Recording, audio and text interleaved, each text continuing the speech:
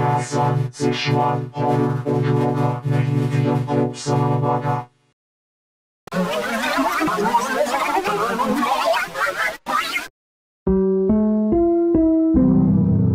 Ang programang ito ay rated SPG.